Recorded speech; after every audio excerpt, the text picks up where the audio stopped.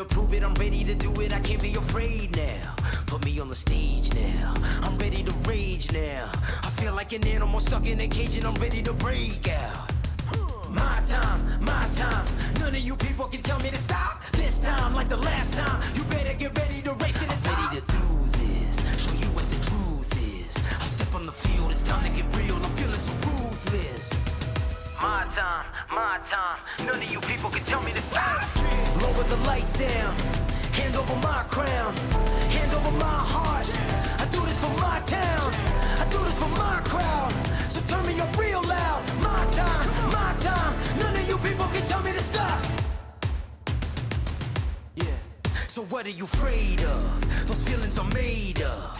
Get in the game, your moment of fame, show them what you made of. It's time that we stand up, it's time that we man up. For anyone asking who is the best, we putting our hands up. My time, nothing can keep me from reaching the top. This time, like the last time, I'm moving so fast, I'm ready to ride. I'm ready to throw down, it's time for the showdown. I'm ready to rise, don't be surprised, I'll take on the world now. My time, none of you people can tell me to stop.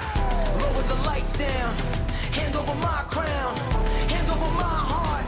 I do this for my town, I do this for my crowd. So turn me up real loud. My time, none of you people can tell me to stop. My time, none of you people can tell me to stop. My town, my crown, we know what it takes to be reaching the top. We're reaching the top, we're reaching the top. We know what it takes to be reaching the top. My time, none of you people can tell me to stop. My town, my crown, we know what it takes to be reaching the top. We're reaching the top, we're reaching the top. We know what it takes to be reaching the top. Lower the lights down, hand over my crown, hand over my heart. I do this for my town, I do this for my crowd. So turn me up real loud. My time, none of you people can tell me to stop. Turning the track up, I'm never going back down. Hand over my heart, I do this for my town, I do this for my crowd. So turn me up real loud. My time, none of you people can tell me to stop.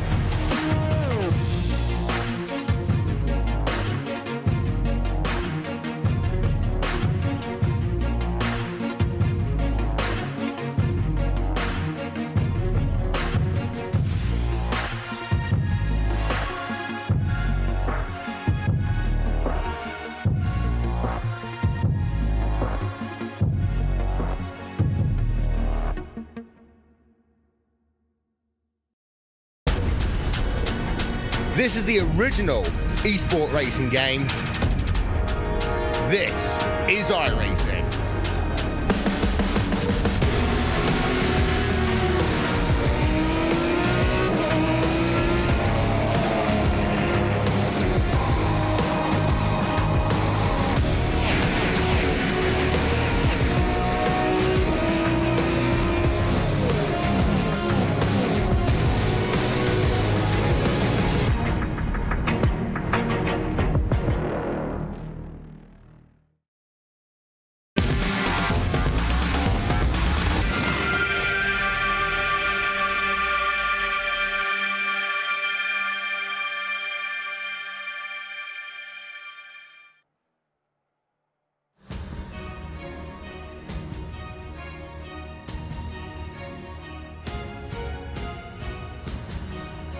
Hello everyone, welcome to a new season here on iRacing and another edition of RaceBot TV Friday Prime Time. The series that will feature over the next 12 weeks will be the Skip Barber Race Series. Of course, one of the lower rungs on the ladder when it comes to the iRacing officials side, as drivers getting themselves much more used to how things are going here on this particular simulator, but should be some absolutely fantastic racing in store over these next 12 weeks. I'm Connery Maddock, and I've joined by Paul Smith, and we'll also have special comments from Ryan Walker as well. But hello everyone, welcome to this particular edition of RaceBot TV Friday Primetime. You have the track information up on screen for you round about now, 26 degrees in terms of that track temperature. And of course that will be changing throughout the race. No, it's just because we have dynamic weather, but we also have one of the smaller new features in this iRacing update with the dynamic sky as well. But a lot of things will be on show here, Paul, with the recent additions that iRacing have made to the service. Yeah, hello everybody. It's going to be interesting to see how everybody deals with this new car. It's in high definition, is this car, as I've liked to say, although maybe 4K would be more appropriate. But yeah, it certainly looks a lot crisper and nice, does this Skippy, and well, it certainly is. It's looking particularly spectacular, and with that damage model as well, it's going to give us some interesting outcomes here in this one. Yeah, it certainly is. We don't usually like to see races be messy, but they'll be more spectacularly messy if it's going to be that way around this time around. We have the schedule up on screen for you now. Round number 1 at the new reskinned, I suppose, Lime Rock Park. And then we'll have Circuit Gilles Villeneuve as your second race of the season. And then we go all the way through, visit places like Road Atlanta, Phillip Island, you got Zandvoort, Alton Park towards the end of the season, and we'll finish as a finale at the Silverstone National Circuit. So that's what's on the cards here for these next 12 weeks in the Skip Barber Race Series. And of course, a lot of drivers, they're just getting towards the end of their qualifying right now. Provisional pole position is Gonzalo Calvo there, just missing out on breaking within that minute barrier. But with the qualifying laps that these guys are doing here, Ryan, I'll just bring you in here for a second. It's going to be the second of the laps they're able to do, which is going to be the fastest, considering how much you do have to warm these tyres up in the Skip Barber. Yeah, absolutely. The second lap, from my experience, is the one. It's the quickest, as you mentioned, Connery. I think also qualifying around here at Lime Rock Park is going to be absolutely vital this evening, with the track being so tight in some places, and also in some places of the track it's kind of difficult to make a move. So yep, I think qualifying is going to be important as I already mentioned. Yeah, really important indeed. Time's looking relatively close as well. It's currently half a tenth of a second between Gonzalo Calvo and Anthony Jones as your front row of the starting grid as it stands. We've still got a couple of minutes of qualifying left. You have two drivers that are yet to set themselves a qualifying time. It's Chris Robertson and Daniel Fogarini right at the back of the field. A couple of other drivers are on the second laps as well, working their way through. We have Alexander Wren. He is currently on lap number 3, so unfortunately for him, he has done all that he can do in this particular event, and I think that's all everyone can do. It seems like pretty much everyone is done here, Paul, so a lot of drivers just keeping out there, maybe getting some last-ditch practice. Well, that's it. You know, you might as well try and get an extra lap or two in here, especially around this track. It's a relatively short track, short lap time, just about the minute mark. You'll see some people maybe dip into the 59s perhaps during the race. But with this track, you might as well get as much practice as you can out there to get a feel for it going into the race. And as we've mentioned, that turns 1 and 2, it all narrows down from the start line. So going in there, you can go too wide through there, but it is a bit of a cooperative effort from the drivers out there. Yeah, it has to be, and lap 1 can be very, very interesting here for the reasons that you mentioned. And Ryan, what is it like in the driver's seat when it comes to the starts of these races and trying to make sure everything is clean coming through that first sector? Yeah, the first couple of laps, especially with the cold tyres as well in this new tyre model, you can't just push the car straight away. You've got to be patient and let the tyres get up to temperature.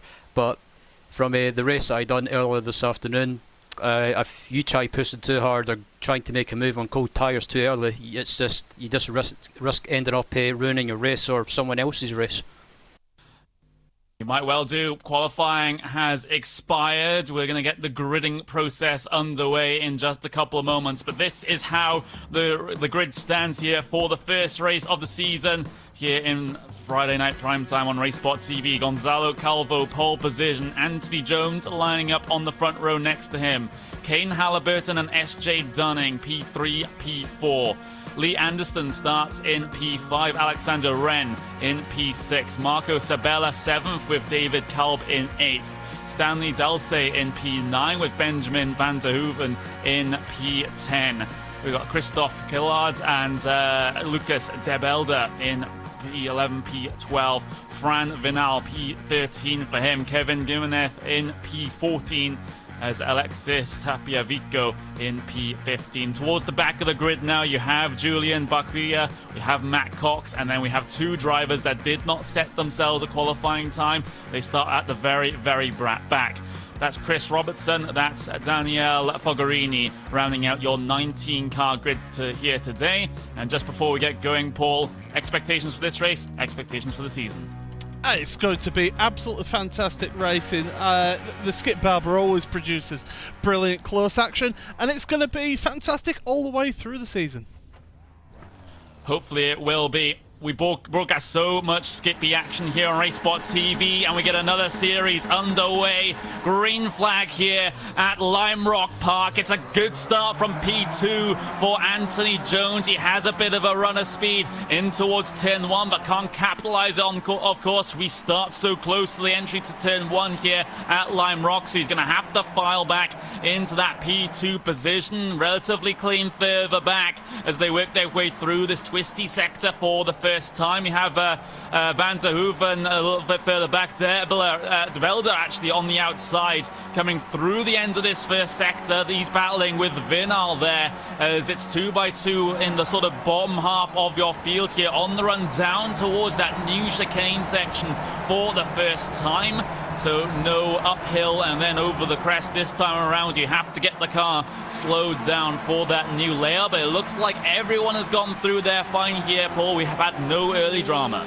Yeah, that's what we like to see. Really good, clean start. Tyres still come up to pressure. It's not so much the temperature of these tyres, it's the pressures that they run here, and those rear tyres will not be giving them some good feeling. Anthony Jones just holding back off the throttle there, so that's interesting to see. Early on, deciding, do you know what, I'll just sit behind and wait for my opportunity.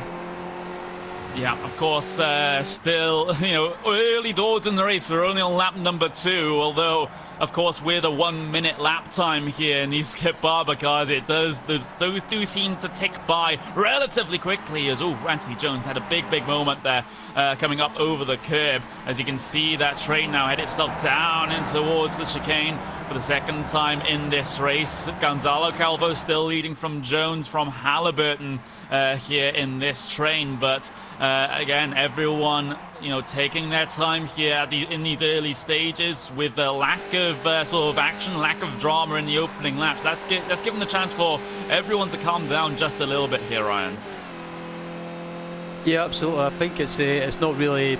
There's no need to try and go for any moves this early in the race. I mean, yeah, it's better to let the tyres get up to temperature, and also we've got to remember it's a 25-lap race, and yeah, it's kind of a long race, so yeah, it's better just to be sensible, settle down, get into a rhythm, and then maybe towards the end of the race, it's maybe a bit time to go for a move. Yeah, Benjamin van der Hoeven has had a bit of a problem. I believe this is coming out the final turn. Yes, it is. Gets a bit of a slide on and then has that impact with the barrier on the inside of the pit straight there. And you can see the new damage model in action here. Of course, just the Skip Barber and the Dallara Formula 3 have the new damage model enabled. And you can just see that nose cone is no more, Paul. Not just the nose cone, it's the suspension as well that's cried enough, so they've had to take it back, a tow back to the pits. But your race lead battle's getting pretty close at the moment now.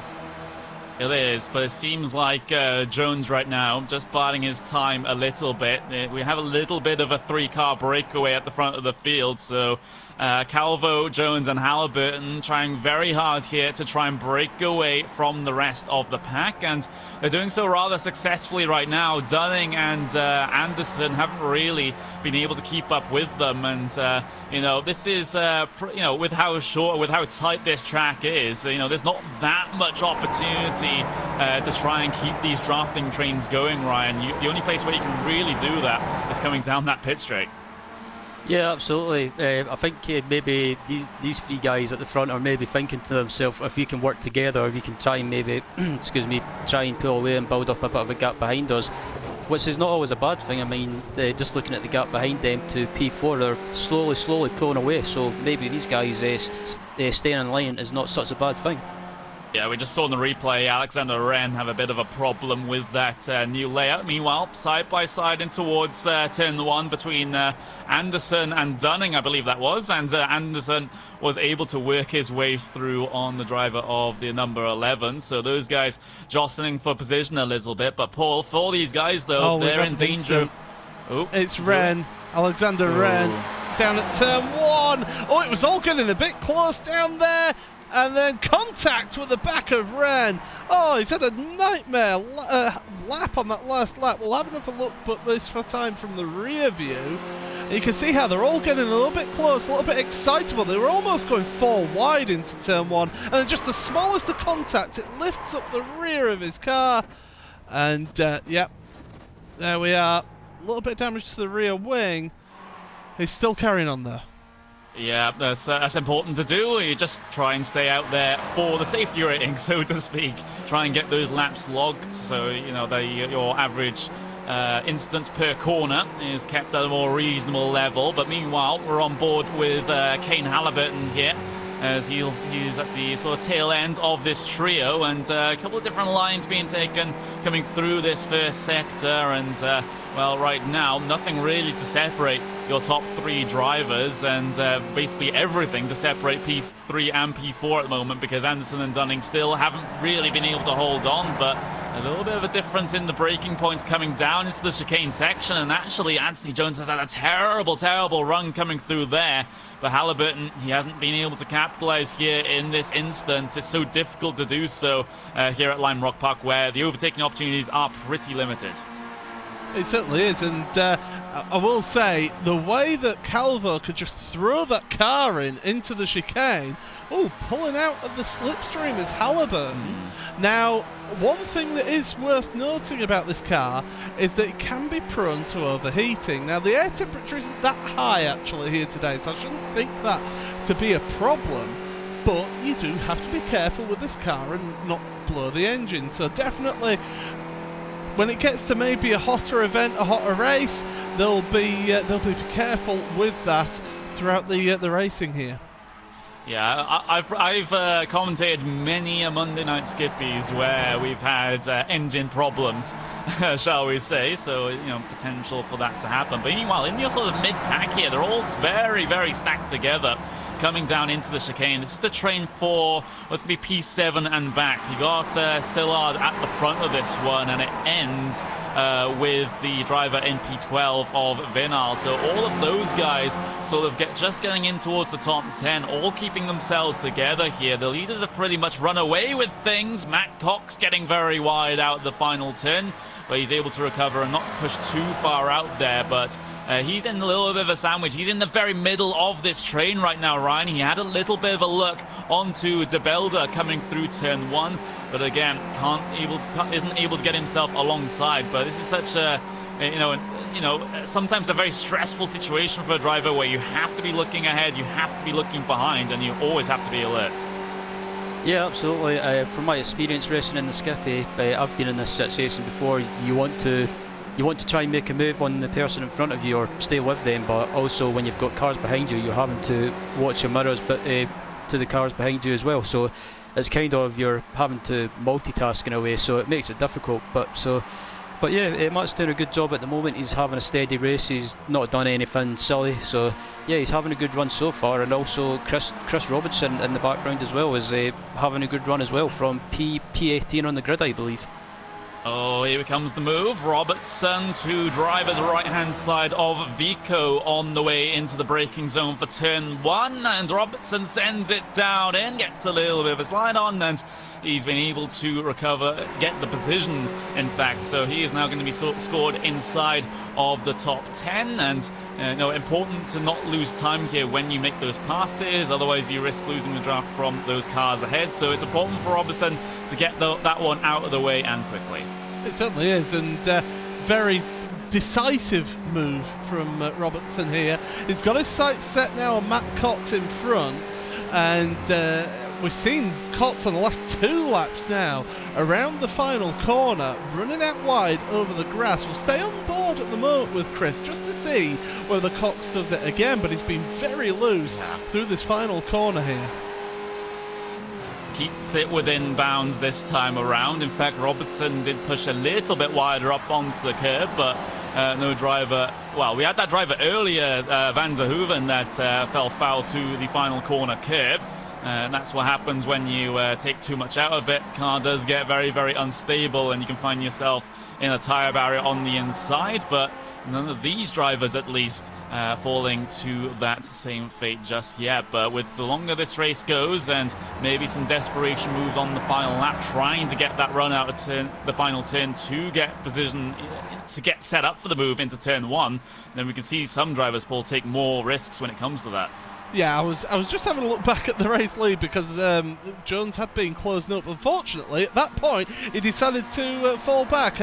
Speaking of falling back, we've had an incident with the car 18. That's Forgiani, who's had an incident down at the chicane. We'll have a look back at this one, see what's happened. Oh, please don't say there's any contact. No, he's lost the back end, up over the curb. Oh, just kisses the wall there. Yeah, and no damage to that number 18 that I can see, although the aero on this Skippy pretty much just for show. As there was one thread on forums that said, well, they lost the rear wing, and in fact they went faster, and there was a real-life Skip Barber driver that said, yes, that does happen. And so, the wings are basically just for show here on the Skippy, I will say there's slight front left damage on that suspension, I think, and he's had to take a pit stop. Now, fortunately for him, in the Skip Barber series, in the official Skip Barber series, there is a fast repair available as we've got a car off, and that's Vinal. Oh, Anthony Jones has lost the position as well. So we'll have a couple of things to update here. So Halliburton's actually up into P2. Although, what's happened to him? Oh, big amount of curb, big amount over the second curb as well. And those red curbs on the inside there, for these Skip Barber cars, they do seem like mountains, and definitely the slower way through that complex, Ryan. Yeah, absolutely. Just watching them go through the chicane and clout the anti-cuts on the chicane. I found that out this afternoon as well. If you take too much, it can give you some front wing damage or even suspension damage, like Paul mentioned. So yeah, you kind of got to be careful how you take the chicane, and you've got to get it right, otherwise it's just, well, game over. Yeah, it is. I know the fixed BMW M8 series is here at Lime Rock Park on iRacing as well, and I was playing around with that, and you still can't really take the curbs in that thing either, so very much, out of bounds when it comes to a racing line coming through there. But you can see the top 8 coming up on your screen. That's Gonzalo Calvo. He's been pretty comfortable at the front of the field. He's tried to gap those 2 cars behind. In some instances, it has worked for him, but draft too strong in these skippies, it seems, as Halliburton and Jones are able to keep touch with him. And then, of course, you have that second sort of group as well. Lee Anderson and SJ Dunning bringing things down to P5, and then Sabella, Sillard, and Matt Cox bringing things down to your top 8. As we do have a little bit of a replay up on screen here, Paul. I'm not sure what happens here, so just take us through. Yeah, so I noticed on my timing screen whilst we were looking at the top 8, so I've looked back here on the replay, and it's at the chicane. Big moment for De Bilder there, and De Bilder cuts across the chicane, but luckily he has the room there to be able to do that, so lucky for him, able to carry on. Yeah, and carry on he does. We're on towards what is going to be a lap number 14 now. Your drivers have just headed their way across the line. Robertson's going to be setting up for a move, though, on Matt Cox coming down the pit straight, and he has a runner speed down the inside. Can he complete it on the brakes, though? Yes, he can. He's able to squeak himself ahead on that inside line, and Robertson, now he's got himself up into P8, and that's an improvement of 10 positions on the start, Ryan, so he's been trucking. Yeah, absolutely. He's just been putting the hammer down and getting on with it, and he's not been doing anything silly from what I can see. He's just been going for a move when it's sensible to do so, and just making them stick. And yeah, he's up into mid 10 positions, as you mentioned, Connery. Yeah, and certainly the biggest mover of the day, at least as far as I can see. Yes, he is. Just fact-checking that one for you. Matt Cox also a big mover as well.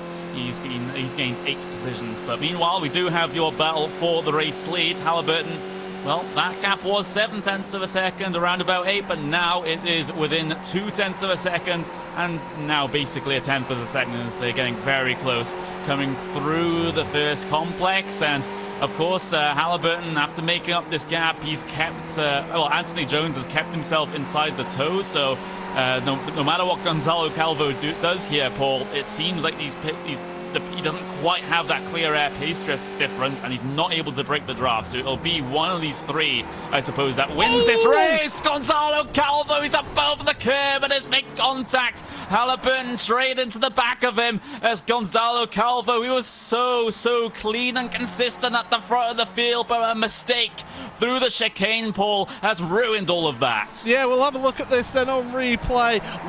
He clips that curb, the first curb, that causes contact with Kane Halliburton as well. They both go off. Amazingly, only minimal damage to both cars, but it's Calvo who's come off the worst, and he's struggling to hang on to 5th place. In fact, no, he's staying back in 4th place, but big moment there in your lead battle. Yeah, and Halliburton's front wing is hanging by a thread. He doesn't have a nose cone, at least from my view of it. But yeah, that's a big moment at the front of the field, and Gonzalo Calvo, like I said, I was just about to sing his praises, but then he makes a mistake like that. So, once he saw that Halliburton and Jones were back in the picture, maybe the pressure got to him a little bit, Ryan? Yeah, I think it might have been the pressure possibly, but I was just watching the replay. It looked like Calvo might have just braked too late or carried too much speed into the chicane, and that just ended up making him run wide. But it just proves my point that if you take the chicane ever so slightly and you clip one of the anti-curbs, that can possibly ruin your race, as we just seen a few moments ago. But Anthony Jones took the chance and pounced, and he's running away with the lead at the moment.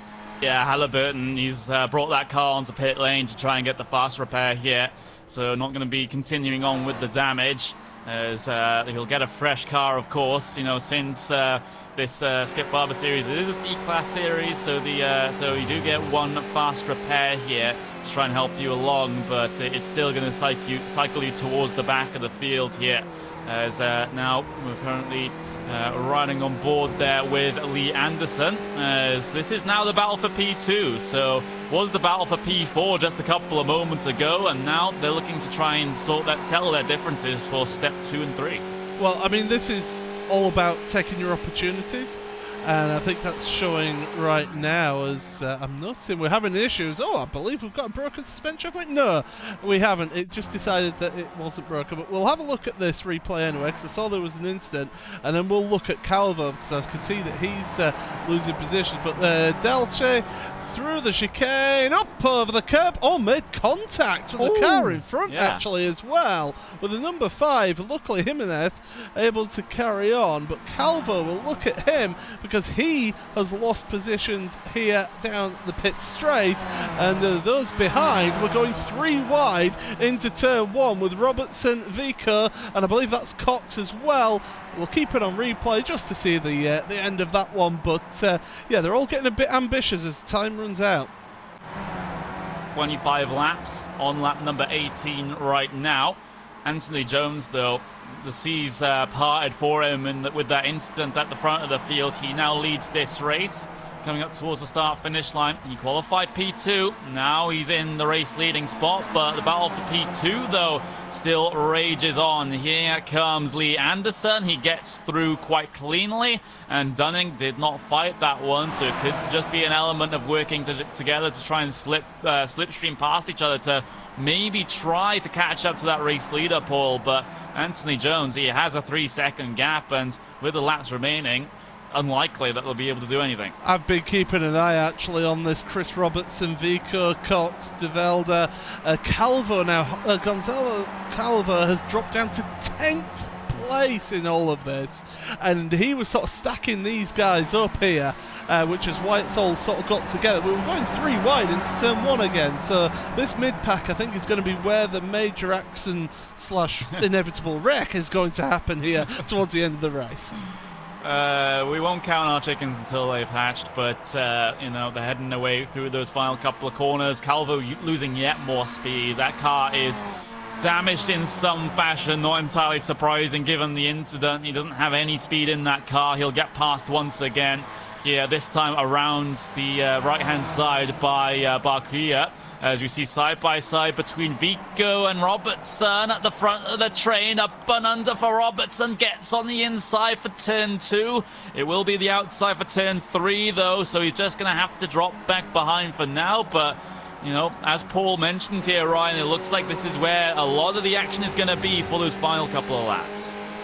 Yeah, absolutely. They're just watching this battle at the moment, and I think, like Paul mentioned, the final few laps could be interesting, and yeah, you might see these guys starting to make some moves or trying to make some moves, and it might end up in disaster. But yeah, still got a few laps remaining. So yeah, I think this battle in the mid pack is worth keeping an eye on. Yeah. So 2 things to keep an eye on. One of them, battle for P2.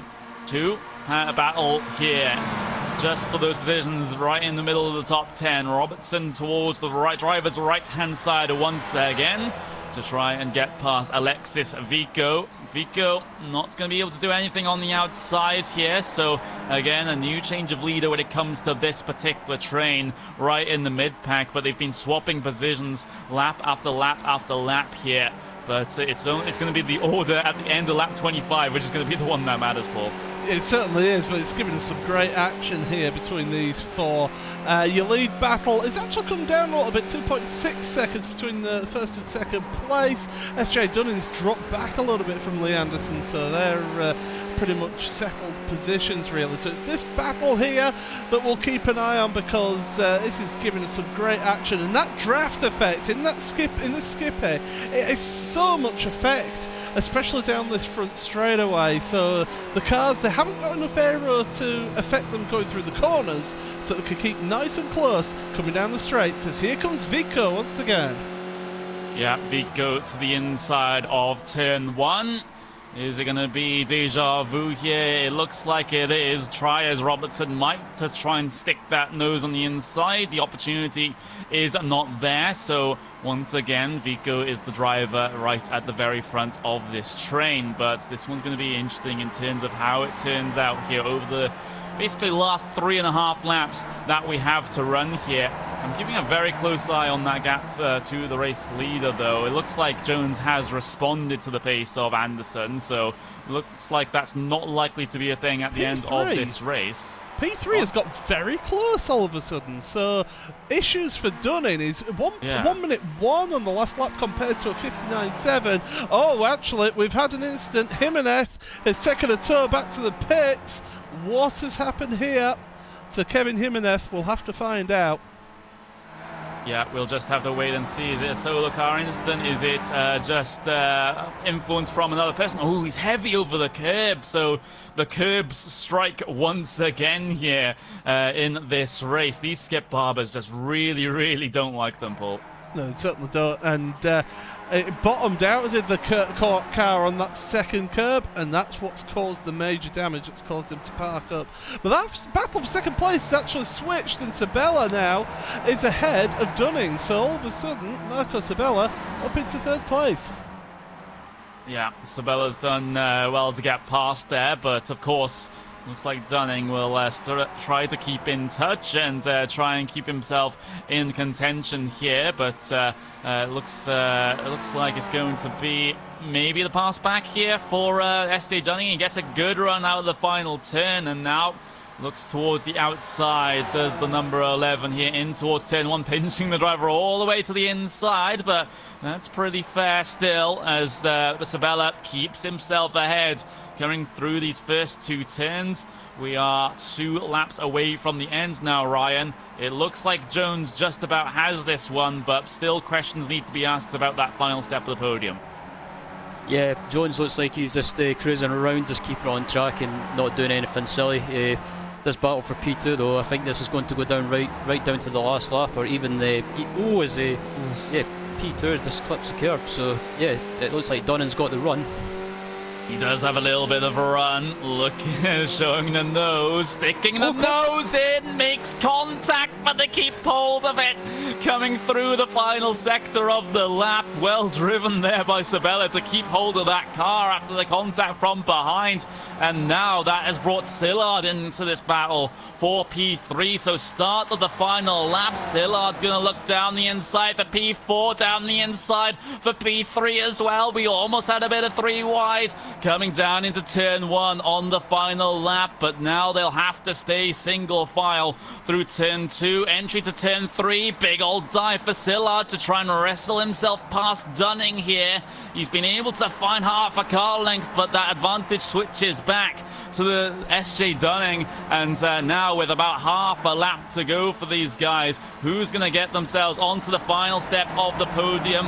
It's going to be through the S's section, then still no changes, but it's going to be a run through those final 2 corners, which might just decide the difference here between these two. Anthony Jones, though, he comes out of the final corner, weaving all over the circuit. He's won here for the first round of RaceSport TV Friday prime time, but for P3, Dunning has a huge run of steam. We will have a photo finish across the line, and I can't quite tell. We'll just have to wait, but Dunning has made it. Oh, that was so close. SJ Dunning onto the podium. Oh my words, I thought we've already had a photo finish over the last week or 2. I didn't expect another one, Paul. Oh, yeah, so me and you, we seem to be the kings of the photo finish. We'll try and get a look over the top of this one then. So it's the run out that final corner that we'll see here. And then it's just carries so much speed, does Dunning. The draft really coming to effect. And can we get it across the line? I mean, you look at how close that is there. Just about half a car's length. Absolutely fantastic stuff from these drivers. Great racing. Hey, we said that there was going to be great racing in the Skip Barber series, and we certainly got it. Yeah, we really did. Oh my words. SJ Dunning, by the skin of his teeth, getting himself onto the final step of the podium.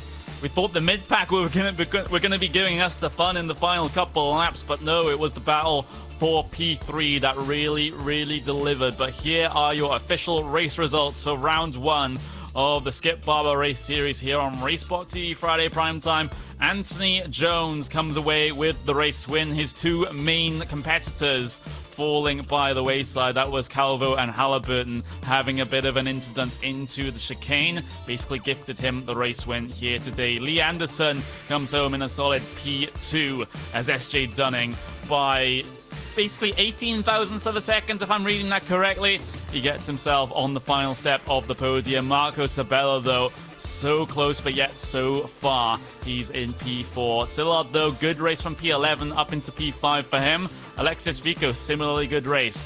P15 to P6 for that driver. Chris Robertson, same for him as well. So a lot of these drivers that started near the back of the field have found themselves into top 10 positions. Matt Cox, certainly one of them as well. He finishes in P8. DeBelda, P9, and Bakuya in P10. As we tick that page over, and now we see Fran Vinal, we see Stanley Delsey, we see Gonzalo Calvo. What could have been solid race lead at the very start of the race, but issues with the entry towards the chicane and a bit of contact with Halliburton cycles him back into P13. Halliburton P14. Alexander Wren, he didn't have the greatest of races, but fortunately for him, he does finish on the leading lap, albeit in P15. For those drivers that did not finish on the lead lap, though, Fogarini P16, Kevin Jimenez in P17, Van der Hoeven in P18, and David Calvo round out your 19 car finishing results. And with that in the books, first round of the season, we'll be just going to a very, very quick break here on Racebot TV. But don't go away, because we'll have the post-race show just after this.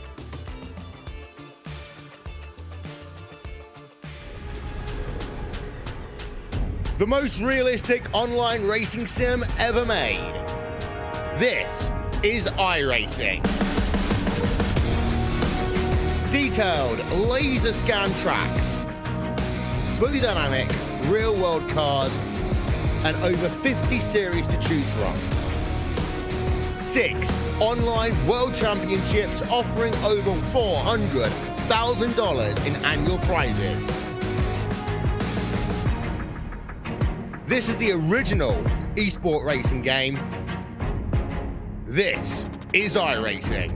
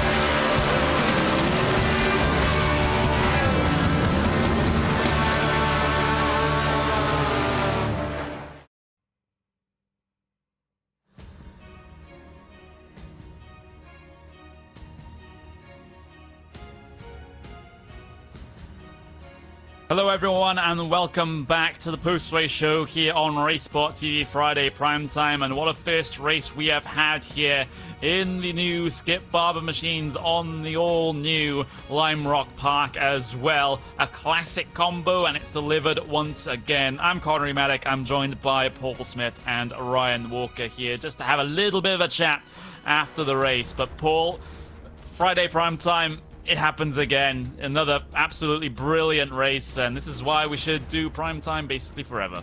Oh, great! Thanks for putting me on this broadcast forever now. No, yeah, that was awesome, absolutely brilliant, and I think once again we've made a right decision in just deciding to go with the Skip Barber.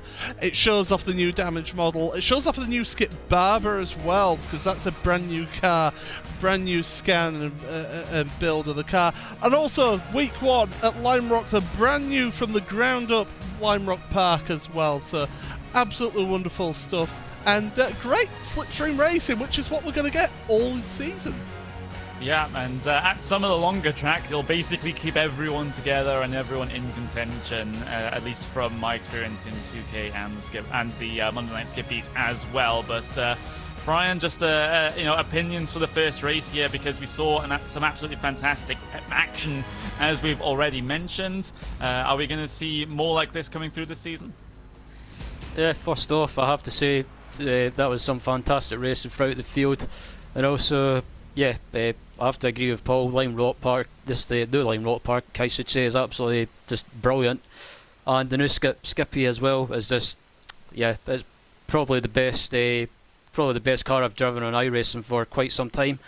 But yeah, I think we're in for some fantastic racing this evening, and I think tonight for week one proved that. Yeah, it certainly did, and with the we didn't get to see all that much of the new damage model, Paul, thankfully, because the last thing we want is absolute carnage out there on the circuit. But it sort of brings a slightly new dynamic to the racing, because you have to be much more wary of what's going on ahead of you, and not only do you have to avoid cars when they've had a bit of a moment, you also have to avoid bits of cars. Yeah, I found that out to my detriment on Monday evening. It's great that we're bringing more and more of this more realistic damage model to the cars, and having bits of the cars flying off and wheels going flying, and it's great. As you mentioned, it's all well and good, say you used to be able to just go absolutely flying into a accident, and if there was a gap there, you just go through it. Now you might have a wheel suddenly come out across your nose as you're going through that gap, and end up going off yourself. So you've got to have a bit more caution going through these accidents nowadays with this new damage model. It's great to see, and hopefully I think what you see as well is a bit more space given to people as well, because of the added risk of causing huge damage that affects your race. Yeah, hopefully less sort of Days of Thunder style, just full throttling through wrecks. You have to be a little bit more wary in that sort of situation. But of course, Ryan, coming into this one, correct me if I'm wrong, I think this is one of your first Racesport TV broadcasts, so you've really done well, and I'd like to see you also coming through the later rounds of the season as well. Well, I have to say, it's been a pleasure being in the booth with both of you guys. Also, it's been good fun making my debut on Racesport, and I look forward to doing more of the same as the season goes on. Yeah, absolutely. It's been an absolute pleasure to have you, but that's all that we're going to have time for here on the Racesport TV Friday primetime for yet another season here. We have round one in the books. We have 11 more to go. Week after week, the Skip Barber racing action continues in just that 1 week's time. So join us for that. But from us right now, goodbye.